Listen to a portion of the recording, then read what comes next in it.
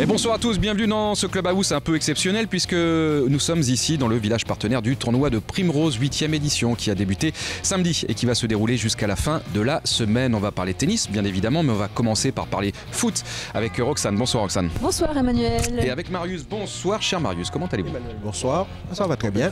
Vous êtes échauffé Marius aujourd'hui? Non, ça va. Non, ça va? Ouais, impeccable. Allez, on va revenir bien évidemment sur la victoire de Bordeaux face à Nantes le week-end dernier pour la Der des Der à Chaban-Delmas. Tout d'abord, un mot sur l'ambiance. On a vécu un moment magique.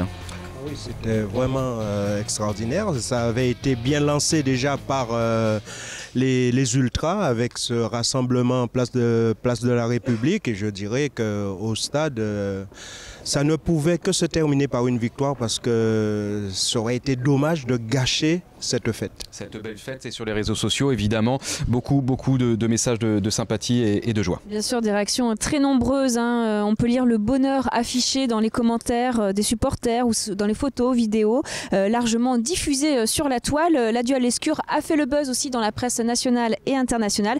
Bref, si vous voulez en savoir plus, je vous invite à aller sur le site girondin.com qui a sélectionné de nombreux moments de cette incroyable journée. Vous pouvez revivre donc virtuellement. On a quand même réservé 2-3 petits tweets de nos joueurs, notamment de Lamine Sané, qui a mis beaucoup d'émotions ce soir sur son compte Twitter que vous découvrez.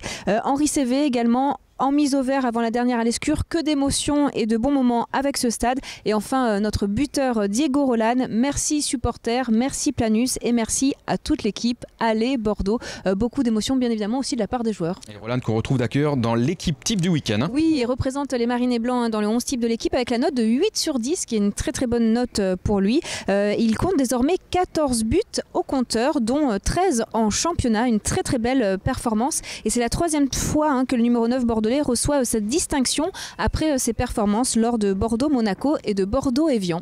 Et on va parler des stades dans quelques instants. Juste avant, je vous propose de revivre en résumé cette rencontre entre Bordeaux et Nantes. Bien évidemment, la victoire des Girondins de Bordeaux, vous le savez, 2-1. Résumé préparé par Benjamin Desfossés.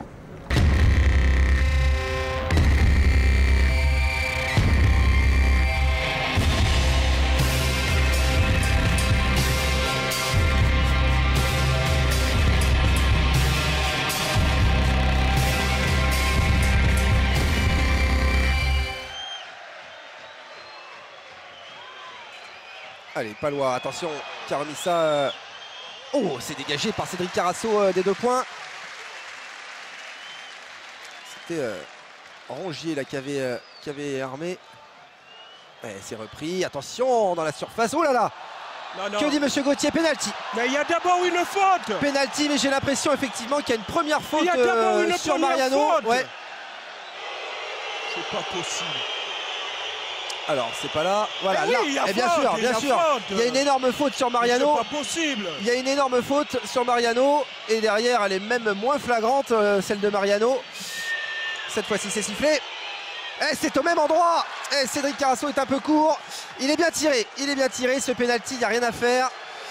Mais c'est un scandale. Ouais, c'est ce que j'allais dire, c'est scandaleux quand même parce que là je pense qu'il y a 32 000 personnes qui l'avaient vu cette faute.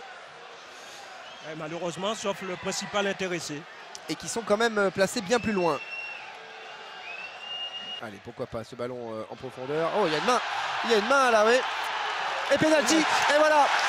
Penalty pour les Bordelais. C'est de la compensation, j'ai l'impression ça, parce que c'est une main.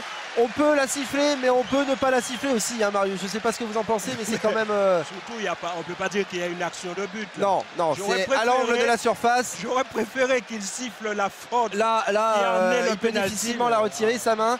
Il compense, Monsieur Gauthier. Et écoutez, si le penalty est transformé, c'est tant mieux.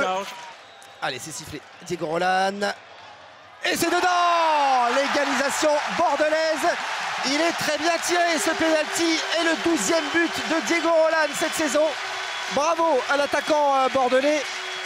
Voilà qui remet les pendules à l'heure.